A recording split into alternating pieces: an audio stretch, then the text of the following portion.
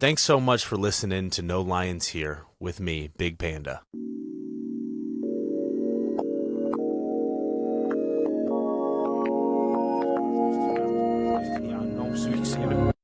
Hey, what's up, everybody? Welcome back to No Lions Here. My name is Big Panda, and I'm a recovering sex addict. Before we jump into the episode today, I do just want to give a shout out to my sponsor for the show, Begin Again Institute. If you or anyone you know is struggling with sex, love, or porn addiction, definitely go check them out. Their information is going to be in the description below. That's where my journey started. I've had a lot of their therapists on. Definitely go check out the amazing things that they're doing over there at Begin Again Institute. Also, too, I want to give a shout out to Illinois Recovery Center. This is where I work as a peer support specialist, and they've let me use their studio. So again, another episode and another different studio that we're in. But man, I'm blessed to be able to have these resources and to be able to continue to do what I do, whether that be here on the podcast or here at the treatment center, just helping people out, right? Spreading the message. So just wanted to another solo episode today with myself. I got some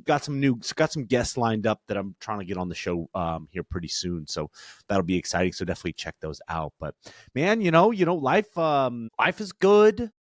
Life is, we're still sober. Really grateful for that. Definitely bumping up against some urges as of recently, which I think can be tied into. So I recently got some information around just that bumps up against my financial insecurity.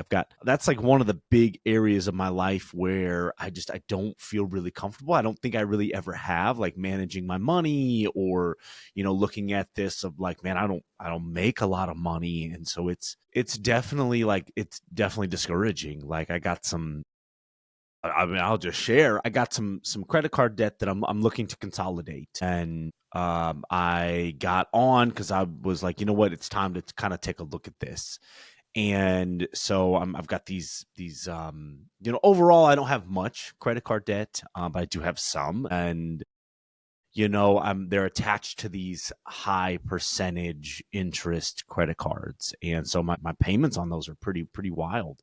And it's tough to keep up with. That's for sure. Now, this is something that, I say all the time, like I wish, in high school, they would have taught us how to manage these things a little bit better.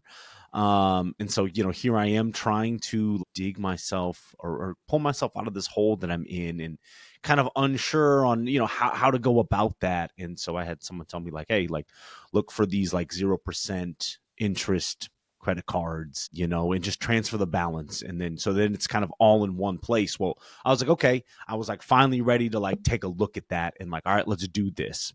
And so I got on this app, Credit Karma. It's not a paid sponsorship for them, but if Credit Karma, if you're listening, hit me up.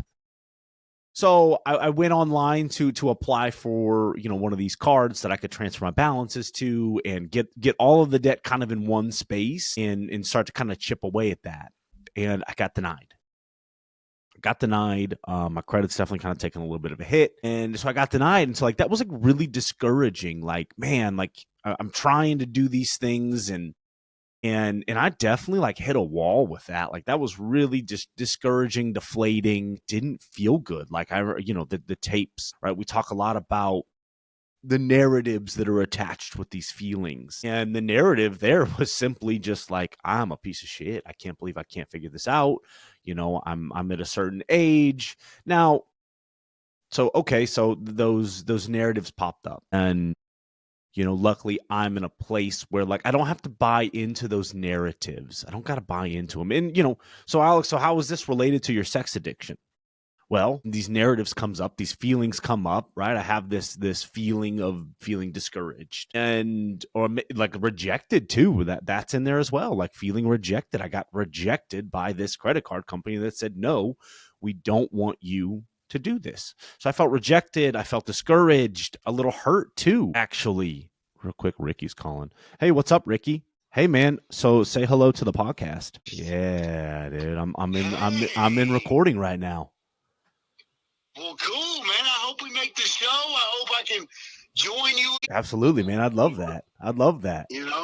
Yeah, man. I love you. I love you too, brother. I love you too, man. I was like, man, let me just answer this call real quick and put him on the podcast real quick. I love you so much, I man. love you Let's too, dude. go. Let's go, baby. Let's Let's go. go, man. I'll give you a holler a little later, all right? It does. Ooh, that's a Have good a good one. message, man. Thanks, Ricky. I'll talk to you later. Bye. Little shout out from Ricky. If you guys haven't listened to his episodes, go listen. Ricky's an awesome man, just trying to do the deal just like all of us. So, okay, so back to how does this relate to my sex addiction? Well, I get these feelings. I have these feelings, right? Discouraged, rejected, hurt. And I attach these narratives to them. I'm a piece of shit. And then I'm uncomfortable in that. I'm uncomfortable in those narratives. I'm uncomfortable with the feelings. I don't like these feelings, right? My addiction stems from these feelings popping up and me not knowing how to work through them or attach a different narrative to them. And so then I want to run. I want to run. I want to numb. I want to escape. And so that's where my urges come into play. My urges totally take over and say, okay, well, let's escape this. How can we escape this? Oh, well, I know exactly how to do that. And so, thankfully with the program today and with where I'm at, like I don't want to give into those. I don't want to follow through with this because that's temporary. That's temporary. And what I've been able to build in my recovery today is some stability, right? Some time away from those behaviors to where those urges aren't that strong. They're not strong enough that I'm actually going to partake in these things, at least not today, not for today, right? I feel pretty good today because I got some other actions that I can take around these things. It's not like that's my only way out of, excuse me. That's not my only way out of this. And all credit to the program, all credit to my higher power, and credit to me as well. I got to give myself the credit for building and continuing to invest in my foundation. So one of the things that I've really been hammering home at the treatment center is for recovery, right? Recovery is simple. It's not easy. What I do is I overcomplicate the process. I way overcomplicate the process because, again, I'm the problem. Well, if I'm the problem, then I'm also the solution. So I tell people there's 4 things that you need in recovery. You need willingness, you need connection, you need honesty, and you need spirituality. Now, the beauty of the program is you get to decide what that looks like for you. You get to decide. Now, I come from a 12-step background, so 12 steps is a big part of that, right? And you can break those down even more. Willingness can equal open-mindedness. Connection is community. Honesty, I mean, that one's pretty cut and dry. Like, I need to be rigorously honest in my thoughts, my feelings, my actions. And then the spirituality piece, again, higher power, God, whatever you want it to be, right? The universe, the rooms, God can talk to the God of my understanding can talk to me in so many different ways. So it's really cool to like take those 4 pillars, right? And break those down. And this is what I tell people all the time. It's like, okay, take those pillars. Because again, some people's journey is going to be into the 12 steps. Great. Some of those people, it's going to be celebrate recovery. Great. Some of those people it's going to be smart recovery. Great. Some of those things are going to be refuge recovery, Dharma recovery. Great. I got a sponsee right now that his idea of service is he wants to go work at a animal shelter on the weekends. And that's how he wants to give back. Great. All right answers there. All right answers. The wrong answer is not investing into those. And so when I break those down, I can look at those and say, okay, where am now, for a lack of a better term, lacking, right? But I want to change that word, though, to where can I invest more? Because lacking can almost be very shameful for me. That's at least how I take it. Oh, you're really lacking. Well, then that plays into that tape of I'm not doing enough, which that tape is there for me, right? The whole tape behind getting denied this credit card or having this credit card debt is, man, I'm not doing enough here, right? I didn't do enough. Well, when I applied for these high interest credit cards, I didn't have much information on how to handle them or go about them, right? Boy, math, I saw this as like free money essentially. And, and then over time things kind of racked up and I kind of paid them down a little bit and then they came back. But with these high interests, it's really hard to kind of get ahead on them. So using that term lacking for me, just again, just really ties into like that I'm not doing enough. Well, if I'm not doing enough, then I might not be good, then I must not be good enough. And so I want to steer away from that language because that language doesn't help me. And it really doesn't help anybody. If someone comes to you and say, man, you're really lacking in this area, man, like that automatically sets me up with this visceral experience of that doesn't feel good. So the way that I like to look at it is investing, right? I'm investing into these areas of my life. And, plenty of people can go invest in the stock market. And that's a little bit of a gamble, right? Some of our investments can be gambles because we don't necessarily know what the outcome is. The beauty of the program and the beauty of these 4 pillars is if I invest in these, I will get a tenfold return. It's guaranteed almost. If I give everything that I have to these 4 areas, willingness, connection, honesty, spirituality. If I really invest in these, now some of these areas may have a stronger investment than others. And then, okay, so again, where can I invest more at? What's my capacity right now? What can I really invest in, right? It's kind of back to that idea of like, when things aren't going the way that I would look in my life, there's 4 areas that I can really invest in. I can invest in my higher power. I can invest in myself, my relationships, and my body. If I can focus on those areas of my life, everything else will fall into place. I recently kind of had this experience, which was I was feeling, so at the end of my days, I feel like the fuel tank is empty. And so I have a really hard time of being there in my relationship, specifically with my partner, with my girlfriend. And sometimes I feel really guilty around this, right? Like the other day, she texted me. We haven't we hadn't seen each other in a few days, and we hadn't really talked on the phone. It was kind of just kind of text messages back and forth. And she texted me and she was like, I'm feeling really disconnected from you. We haven't had like a solid conversation just over the phone even. So I'm feeling a little disconnected from you. Honestly, on my end, and you know what, I can hear that and I can take a look at that and not go off, not let the pendulum swing too extreme to where like where I lash out at her. Well, I'm doing this, and this, and I'm really, I don't need to do that, right? I can hear that today and say, okay, thanks for letting me know, and realizing that like, hey, that's something that she needs in the relationship. And I think I've kind of talked about this before, but okay, where can I invest, right? So normally, typically after my days of working, I'm talked out, I'm fueled out, I'm running on fumes at that point in time. When I get home, it's like, man, I don't even want to talk to anybody right now. I just want to go, I just want to do my own thing. Again, not in a destructive way, but like, man, I just want to do my own thing and focus on me. So I remember that morning, a couple mornings ago, I got that text from her. I'm feeling very disconnected. And I said, okay, hey, like let's plan time to like FaceTime tonight.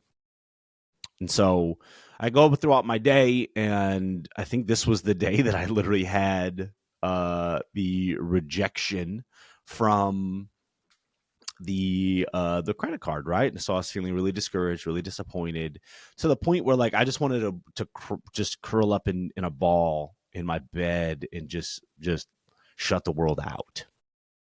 Now, I need to, I don't need to do that. That's not necessarily like a great solution for me. There's times where maybe I do need to take some time out and just kind of like remove myself from these situations. So what I did was, and this was like pretty subconscious, but again, I think it speaks to like where I'm at in my recovery, where I'm at in my program, to where I got off work.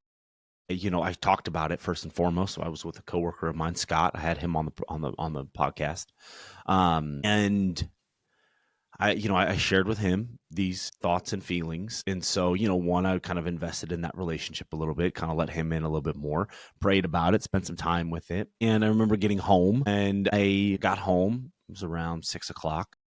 And I remember just like, all right, I went and I laid in bed. I did. I laid in bed for about 30 minutes, just kind of like, I wouldn't say necessarily like feeling sorry for myself, but just kind of like, man, I just need to decompress for a minute. I just need to lay down. So again, I kind of gave myself that, right? I'm investing in myself in that point. I needed to just kind of get off my feet and just kind of just get quiet. And then I was like, all right, let's get up. I need to get a workout in. So got up, right? I'm working on my body, right? I've prayed about it, and I gave myself to just some time to just be quiet. And now it's time for me to get up and work on my body. So I got up, got on the treadmill, got a really solid workout in. I'm kind of back on trying to get back into the routine of working out again. I feel like I put on some weight. I don't feel comfortable. And so I'm like, all right, I'm back on this routine of, really focusing on working out and getting my energy out that way. So got on the treadmill, got a really good workout in, run. And then I went immediately and I got in the cold plunge for 5 minutes. And that really helps me, right? That's a part of my discipline, right? I don't want to get into this tub of cold water. I don't want to sit there, but my body feels amazing afterwards. So I need to do that. It kind of takes away the aches and pains of life. And so I went and did that for 5 minutes. And then I got up and I just kind of, again, took some quiet time for myself. Now, was there some scrolling involved in that? Yeah, there's some scrolling involved in that. I'm not the only one that could fall into that trap. And then, next thing you know, it came time for FaceTime. And at that point in time, like I had more fuel in the tank. I felt like, again, I had invested in myself and in my body and my relationship with God throughout those moments. And I was ready to show up for my partner in that relationship. And even further there, we got on the FaceTime. I felt like I was present. I had fuel, I had energy, I could be there, I could hear her. I could also share, right? I also shared what I was dealing with, even though I was so afraid that she was going to look at me differently. Now, her and I have kind of talked about finances, and we've had these discussions before. And so it was one of those things where, like, again, and after the phone call, it was a good phone call. We talked for about 35 minutes and we got to be there for each other. I kind of unpacked my day. She unpacked her day. And actually she gave me some good tips on some action that I can further take to try to live in the solution around some of these financial insecurities. And so I was like really grateful for that. I'm really glad that I talked to her about it and that I opened up about it. And again, it's these little things, right? Like these things, because if I leave these things unchecked, if I leave these feelings and these narratives around my financial situation unchecked, it will almost eventually always lead me to acting out. Because again, the urges were there. Now, even after the conversation, the urges were there. The urges kind of popped up. And, I was so lovingly reminded by my sponsor, like, hey, man, this is probably all tied together, right? I was, speaking of Ricky, there's rarely ever a time, because I hear this a lot in the program too. Like, people are like, well, I'm just horny. Well, hold on a second. This is how I kind of debunk that myth is, okay, sure. Maybe there are times where there's that natural instinct, that natural drive. But again, I think that it's fueled by something deeper, right? A need for connection, whatever. But if I'm simply just horny, I can go and maybe I can masturbate, maybe I can look at porn, and I'm not filled with shame and guilt on the other side of it. And so all of my acting out behaviors, if I were to partake in them, if I was to leave here today and go home and say, you know what, I just need to get some tension out and let me masturbate, I would feel some sort of shame around that afterwards. So that tells me right there that it's simply not just the natural act of doing these things, right? And so again, I had a really good conversation with her, and it was really good, and I'm really glad that I did. But again, looking back at leading up to that conversation, what I was able to do for myself, again, invest in these areas. Things aren't going the way that I want them to look in my life. So let me invest in these other areas. Let me invest in these. And again, it's simple. Keep it simple, right? My God, my relationship with my higher power, my relationship with myself, my relationships around me, whether that be my partner, whether that be my sponsor, whatever that be my sponsees, other program members. Let me invest in those. And then my body. And that if I can come back to those areas of my life, that's why I have a compass tattooed literally on my thigh with that, with the G, with the M for myself, with the R for relationships, and with B for my body. If I can follow that roadmap, when things aren't looking the way that I want them to look, everything else will fall into place, and these things will eventually become right-sized to where, okay, I know that I can get through this. I know that I can get through this. Am I scared? Absolutely. Right? I got to go take some actions today around that, and I'm afraid. I am afraid. I feel less than when it comes to these areas of my life. So again, instead of letting that push me away from my solutions, I'm going to press into my solutions and my actions, and I'm going to continue to take them, right? I'm invited the God of my understanding into this. and I'm talking about it. And I'm putting it out there for you guys, right? This is holding me accountable. There's an accountability here that if I say on here that I'm going to do something, I better go and do it. Just like when it comes to running classes here at the treatment center, right? I'm not sharing with them anything that I haven't done or anything that I'm not willing to do. So again, if I can look at these 4 areas of my life and invest in those, then you know what? Like, I'm going to be okay. I'm going to be okay. And I've got enough time under my belt that tells me that. They're like, hey, I'm going to get the answers, right? The promises, right? That's literally in the promises is financial security will leave us. And that these things do materialize if we work for them, sometimes quickly, sometimes slowly, but they will materialize if I work for them. The promises. I love the promises because they're so true, right? Think about that. That is just like, sorry. Think about that. Like, I can't go out and make promises to people in my life that I'm never going to use, that I'm never going to pick up again. I cannot make that promise. But I belong to this program that does make this promise to me that my life will get better if I invest in these areas of my life. Like, man, that's powerful stuff there. I can't make a promise, but yet I am involved in a program that does promise me that. Now, if I work for them, I have to work for them. Key term there, if we work. So three key words there. Math was not my strong suit. So 3 key words there. If I work for them. If I work. 3, right? If I work. I have to put the work in. Right now, I'm not alone in this work. Again, because I've invested. I've invested in these areas of my life to where today things aren't so scary. I know that I have action that I can take. So again, where are the areas that you need to invest in, right? Now, I always tell people all the time, like, so when you're new in recovery, right, and you see these 4 areas of your life, maybe there's some strong investments that need to be made. But first and foremost, willingness, right? If you're listening to this show, if you're in treatment, hey guys, I just want to take a minute to share something deeply personal and transformative in my journey of recovery. I've been where you might be right now, struggling with the weight of addiction and feeling lost. But there's a place that offered me a new beginning, a place I truly believe in. It's called Begin Again Institute. At Begin Again, they understand the deep-rooted trauma behind addiction. Their 14-day intensive program for men tackles the neurobiological aspects of addiction head-on.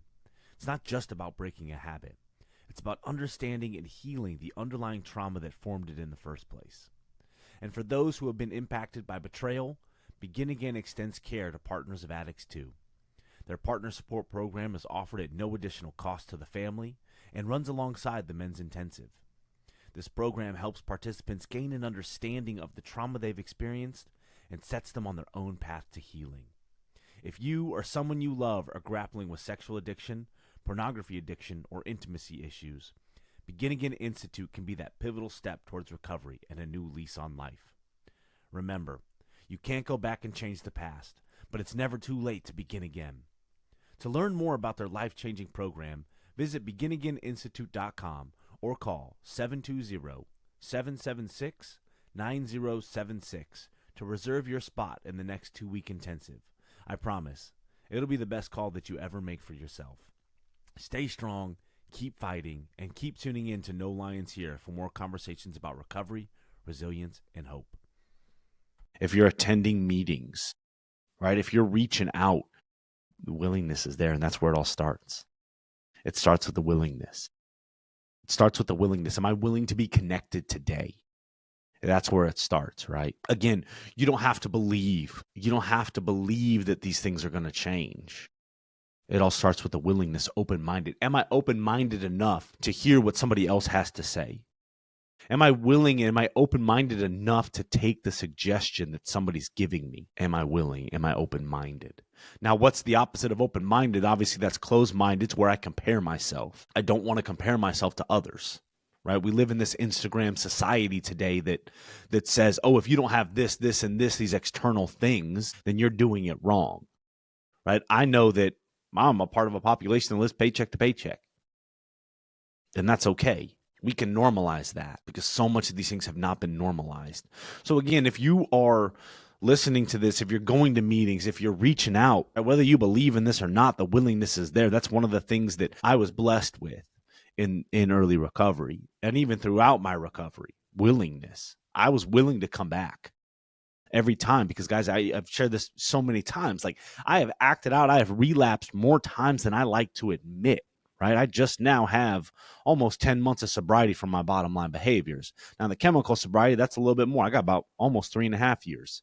No cocaine, no alcohol. The acting out, that's another story. Been in recovery for 4 years, and I just now have almost 10 months. And I think that the willingness was a big part of that to keep coming back, right? Because we see this all the time, right? Like, how plugged in are you?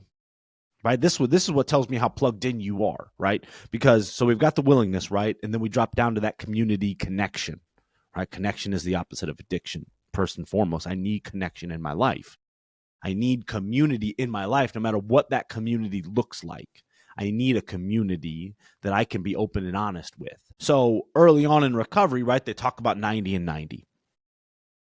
90 and 90. Now, again, you don't have to believe. You don't have to believe that after 90 days of going to 90 meetings that you are going to be magically in a different place. Is this going to help change your life? Absolutely. Is there a guarantee that your life is going to change? There's a guarantee that your life is going to change if you take part in those meetings. Right? Now, you still may be in a world of hurt after that 90 days. I know I was. I was still in a world of hurt. But what I did was I saw that. I was willing. I was open-minded to get plugged into a community of people that understood me, that I understood as well. Now, that's the beauty of the program, right? All different walks of life, right? These addictions, whether your addiction be alcohol, whether your addiction be drugs, whether your addiction be sex, over shopping, overeating, whatever your addiction is, there's a community out there that you can plug into that no matter what walk of life the other person is from, we have this one thing in common. And this one thing in common is I'm powerless over certain behaviors and that my life has become unmanageable, right? Step one. So whether, again, no matter what walk of life you're from, again, I am connected to people that I would never be connected to because we have completely different walks of life, born into different situations, different circumstances. But what do we have in common? We have in common is that unmanageability and that powerlessness. And man, that's a really quick connector. That connects me quicker than anything else. So, and now the myth that I had in my head, though, was I'm going to run into these people and everybody's going to become my best friends. Now, that's not always necessarily the case, right? So, again, I was like, okay, I heard 90 and 90. I'm going to give this a shot. I am willing. I am open-minded. I need community. I need connection. I'm going to tie into this community. Now, you could say, Alex, so here you are, you're working this program, you're connected, you're going to meetings, but yet you're still acting out. Sometimes that's how it looks. What I will say about that piece is that the community piece is if I'm plugged into a community, it is more easily for me to come back to that community after I've acted out. Now, if I'm not partaking in a community, and if I'm not seriously being willing and open-minded to partake in this community and plug myself into this community, if I don't have that community piece, my willingness is going to be lacking because I need that connection. If I'm not connected and I'm acting out, well, then that's just going to drive me deeper into those behaviors, right? Again, whether it's alcohol, drugs, or sex, if you are not connected to a community, the willingness to come back is going to be harder and harder, right? Because you're going to be so far removed from that community because that's what drugs, alcohol, and sex does, right?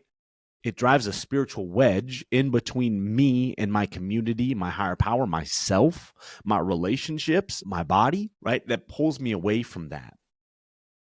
So if I wasn't connected, if I wasn't doing my 90 and 90, because I believe I was acting out during that 90 and 90. So again, the 90 and 90 alone is not necessarily the solution, right? Again, that's why there's these 4 other areas that I need to invest in, right? So I'm connected to a community. I'm willing, right? I hear 90 and 90. I'm willing to go partake in that, or at least give it my best shot. Did I fully hit 90 and 90? No, I don't think that I hit 90 and 90, but it was in the 80s. It was in the upper 80s, somewhere around there in my first 90 days, right? They told me find a sponsor in your first 30 days. I found a sponsor in my first 30 days, right? I was willing to do that. I was willing to get plugged into this community. I was willing to take some action. I did not know the result of these actions. I did not know the result of them. To this day, I still don't know what the results of my actions are going to be. What I do know, though, is that I am willing to take a look at these things. I'm willing to take these suggestions from other people and to try to apply these things in my life. I'm not so rigid in my own program that I can't listen and I can't hear other people, what they have to say. So I'm connected to a community. I'm willing, right? The spirituality, that was probably one of the bigger ones for me, but the honesty was there too, right? So here I am, right, in my first 90 days of recovery, and I've got the willingness to go plug into a community. I've got a community that now I'm plugged into, and I'm getting honest. I'm getting honest. So without those three, every time I act out, that would drive that wedge even deeper. But because I was connected in this community, it was much easier for me to come back, right? They always say, keep coming back. It works if you work it, right? Sometimes when I'm talking to my sponsor and I'm struggling with whatever it is, I'm struggling. I need to, sometimes the answer, sometimes all he gives me is, Alex, keep coming back. Sometimes that is the solution, right? Just keep coming back. But again, if I'm not working on or in that community, I have such a hard time coming back after some of these shameful behaviors, right? We see this a lot, right? We get people that come back to the treatment center that went on a relapse. Well, what does your program look like? Were you plugged into a community? Were you getting honest? Were you calling your sponsor every day? No. Okay. Well, that's what we need to look at then. Where can you invest? Again, it breaks it down. It's simple, right? Now, again, none of this is easy. It's simple, though, right? I can look at these areas and say, where can I invest more at? Again, stay away from that term lacking. Where am I lacking? Where can I invest? This is a surefire of investment, guys. This investment's going to pay off tenfold if I just get connected and if I invest in these areas of my life, right?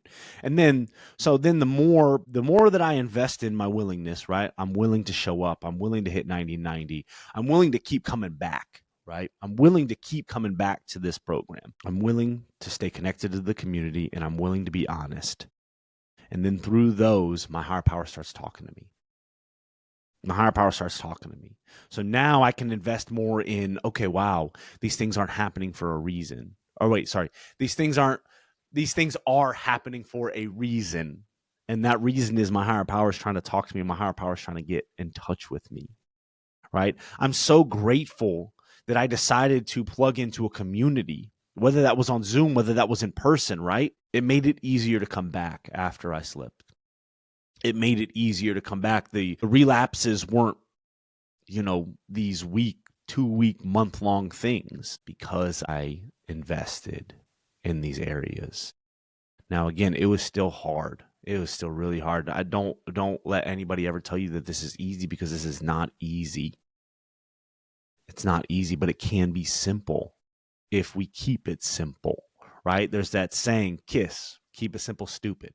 Well, I like to take out the stupid, keep it simple and spiritual. Keep it simple and spiritual. One, I don't need to be calling myself stupid, because again, that's shaming. That leaves me feeling like I'm not good enough. I'm not doing enough. So again, another part of all of this too is like, what is the narrative that's attached with these feelings, right? I was given a group the other day around like the relapse cycle, and how there's it's like a 3-stage thing, right? Like, an event happens, right? I get triggered. Now some people don't like the word trigger. So you can use event, situation, experience, whatever it is. Something happens, a feeling then pops up. Typically it's the uncomfortable ones, right? Because I can act out over the positive things. I want to reward myself. That's all part of this too. But it begins with the uncomfortability of these feelings, the uncomfortability of the narratives, the body sensations, right? So a feeling pops up, I then attach a narrative, and then I have a bodily reaction. Now, in early recovery, I almost have to go through that backwards, though. I got to go through it backwards, because maybe I'm not aware of what that actual feeling is, right? Because again, for so long, I've suppressed my feelings. I didn't know how to talk about these feelings.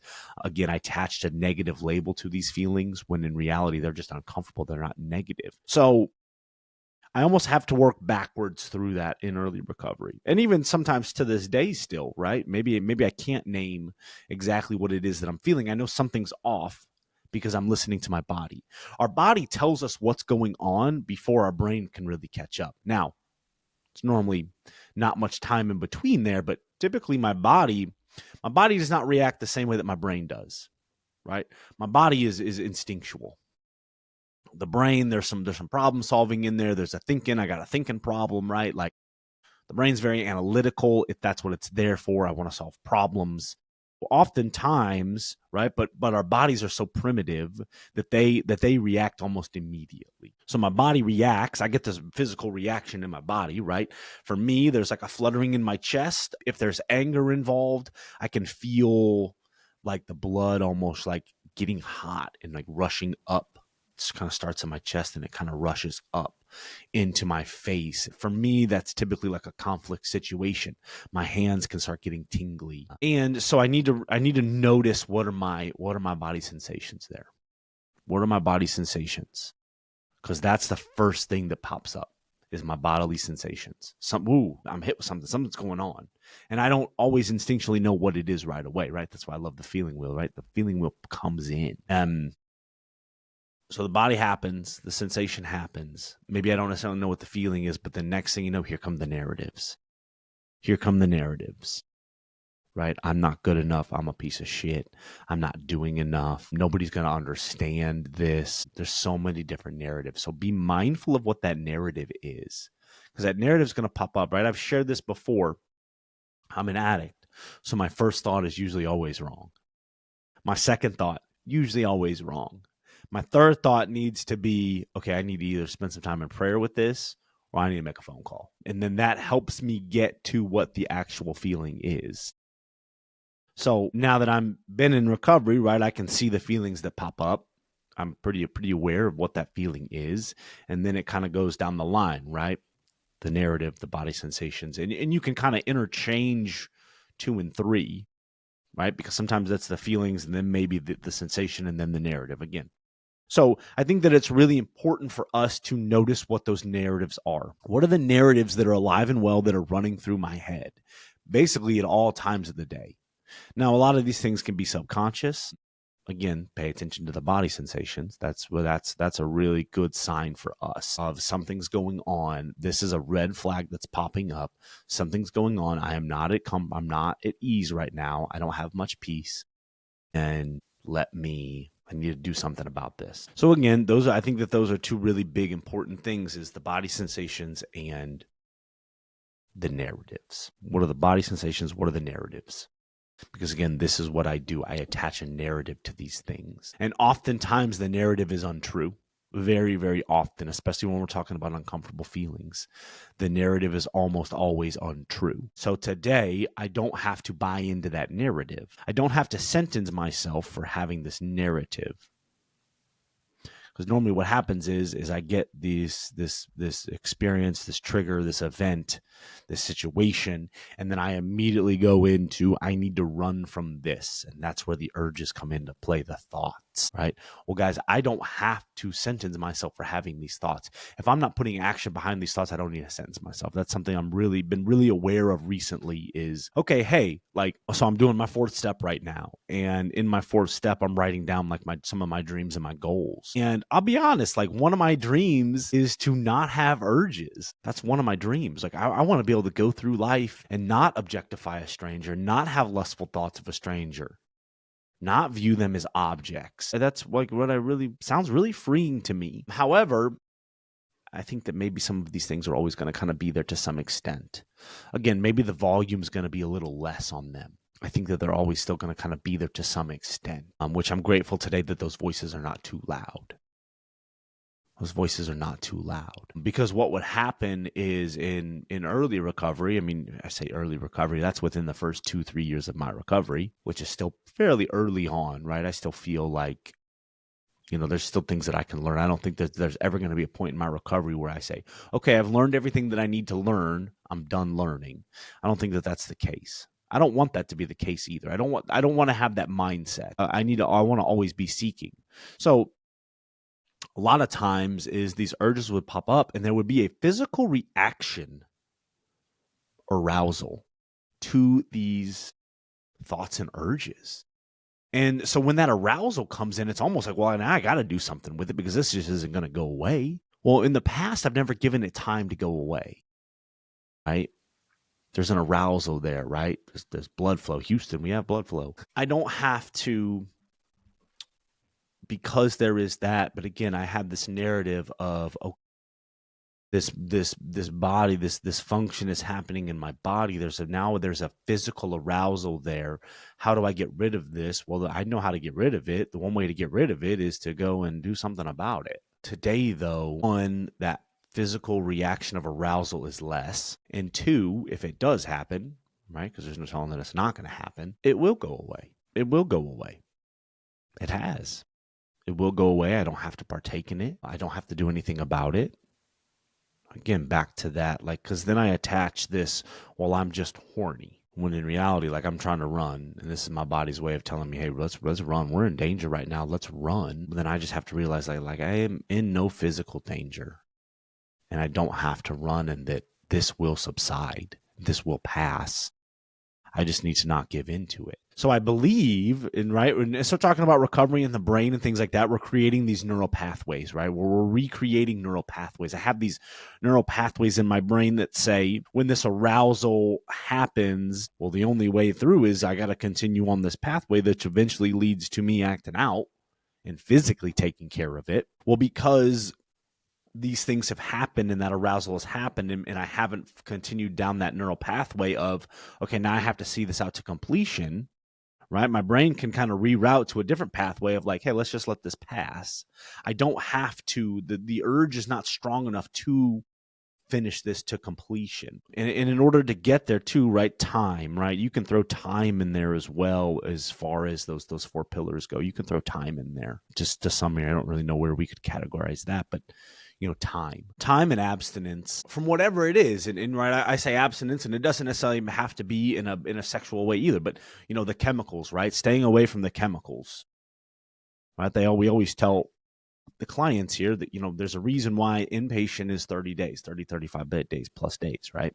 Because when you leave, your body is no longer physically dependent upon that drug. Or that whatever it is, the alcohol, the drug, whatever it is, right? So if I can get some time away from my drug, then my body is less likely to follow that neural pathway when something pops up. Now, can I still give into that? Absolutely, because again, that pathway's been there for a long time. That's a well-traveled pathway. That pathway is almost like a 4-lane highway with bright lines and no potholes, and it's smooth. And we can just fly. There's no speed limit. I can just fly right through it, right? Whereas some of these other pathways that we're starting, right, there's no lines on the road yet, man. Maybe there's a pothole here. Maybe there's a speed limit, right? Like, I don't like slowing down. I want to go fast. Maybe there's a 35-mile-an-hour speed limit. But over time, I get to work out the kinks, right? I get to fill in the potholes.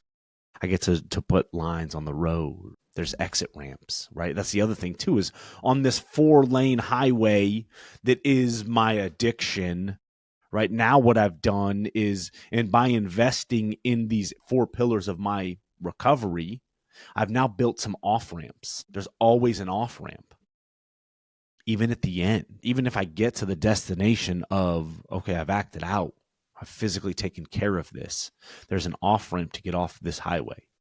Right? Because now I'm just on the highway, right? Oh, man, I reached the destination, man, okay. But I've built these off-ramps. Right? While I'm working on this other pathway, this other highway, I've built in off-ramps on the superhighway. And then those are off-ramps that lead me back into, that maintenance highway, that the one that's under construction. And again, I've said this a lot, right? I love using this metaphor. There's something about me using this road construction metaphor that just makes so much sense to me in a way that I can really visualize it happening, is that I'm always going to be working on this new highway, right? And maybe I don't know how to paint a line, but I'm going to figure it out. Maybe I don't know how to fix this pothole fully. Well, I'm going to figure it out. Maybe I want the speed limit a little higher. Okay. But maybe there's a reason why that speed limit's so slow, because I need to slow down in my recovery. I need to slow down in my recovery and in my life. And how do we do that? How do we slow these things down? For that, I do have an answer, and I do have a solution. And that solution is those pillars, or that compass of, let me invest in my relationship with my higher power.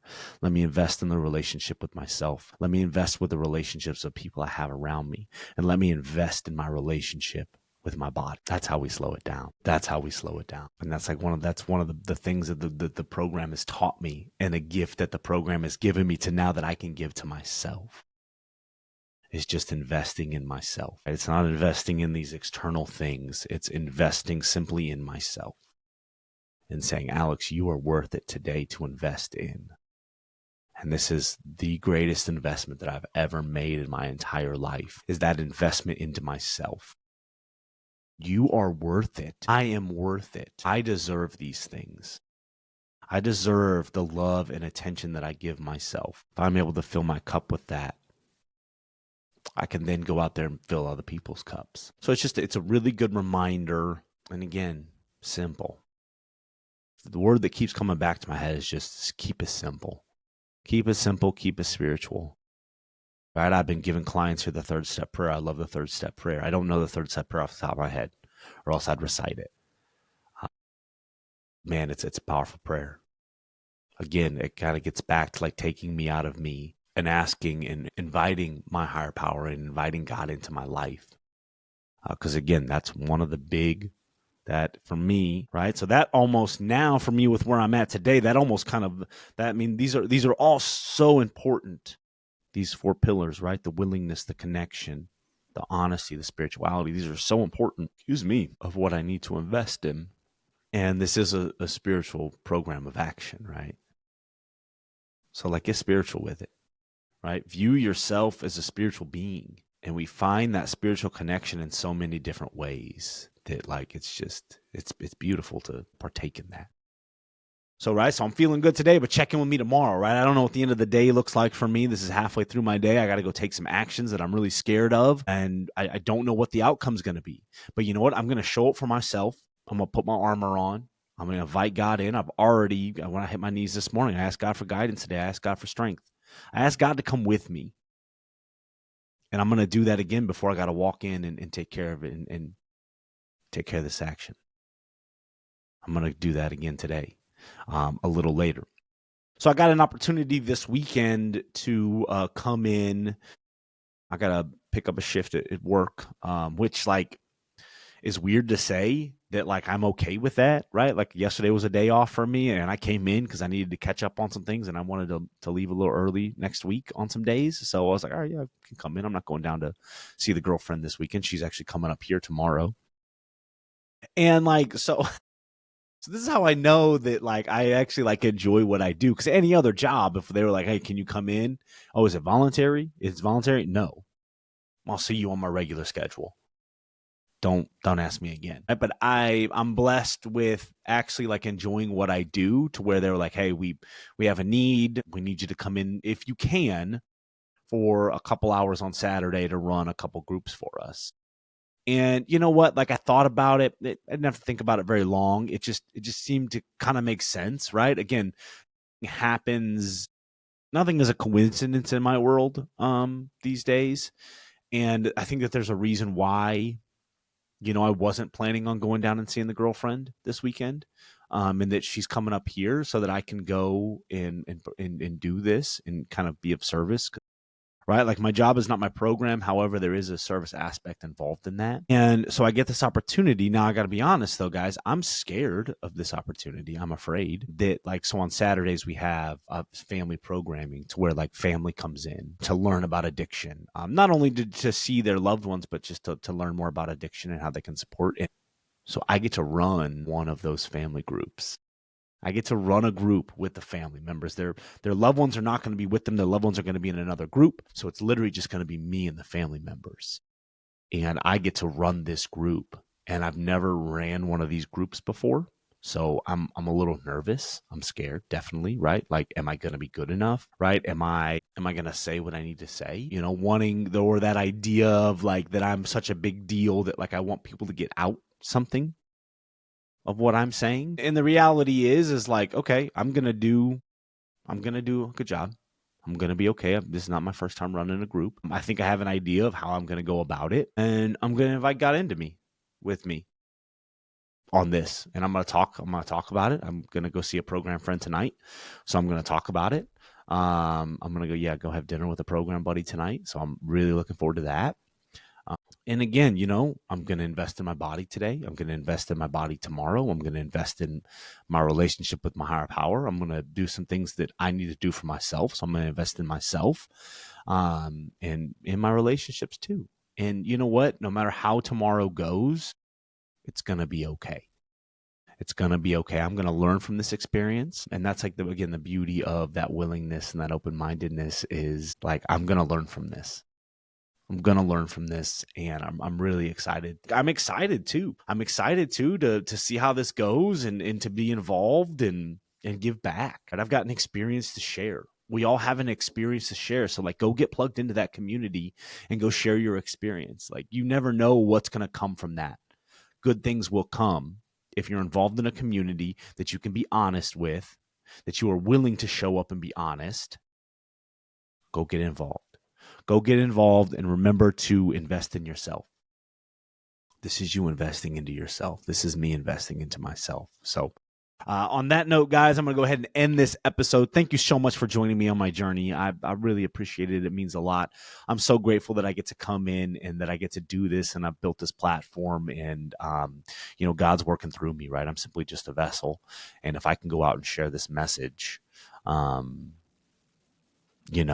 that was really cool. I had a really cool experience last weekend. We were talking. Sorry, I said I was going to end this, but I'm going to keep going for a minute here because I forgot about this, and I want to remind myself of this. In that, I've always said that like my idea of freedom is to be able to stand up in front of a room of people and say, "My name is Alex. I'm a recovering sex addict. Here's the things that happened to me. Here's the behaviors that I partook in."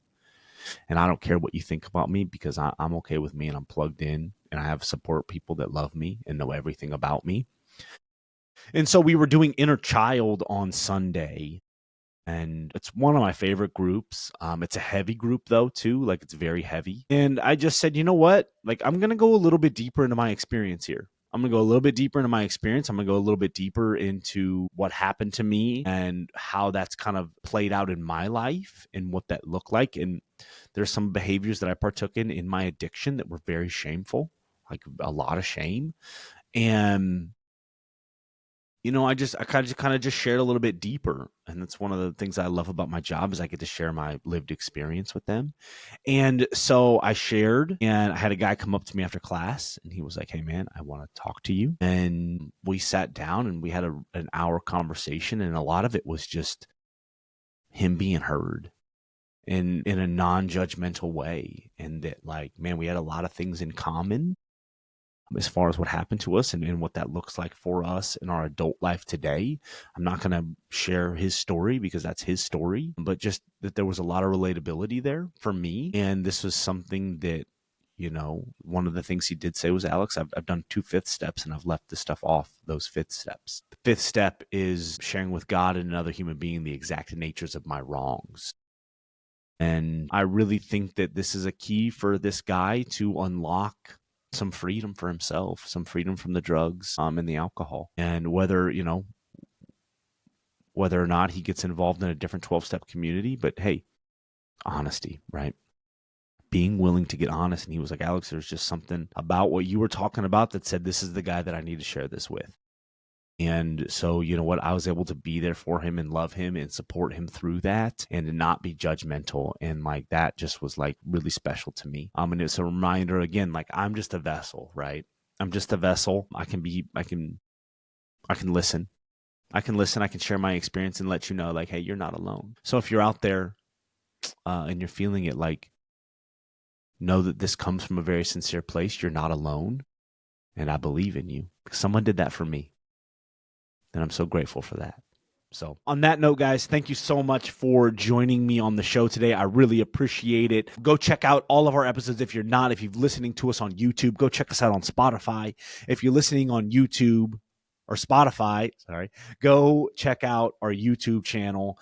Go like and subscribe to there. I got shorts to drop all day long. Again, go get plugged into the community, guys. Thank you so much for joining me on this journey. It means a lot to me. If you have any topics that you'd like to hear me discuss on the show, feel free to reach out, nolionshere@gmail.com. Again, that's nolionshere@gmail.com. Or if you simply want to just connect, nolionshere@gmail.com. Thank you guys so much. As always, keep coming back. It works if you work it, and you're worth it. I'll talk to you guys next time.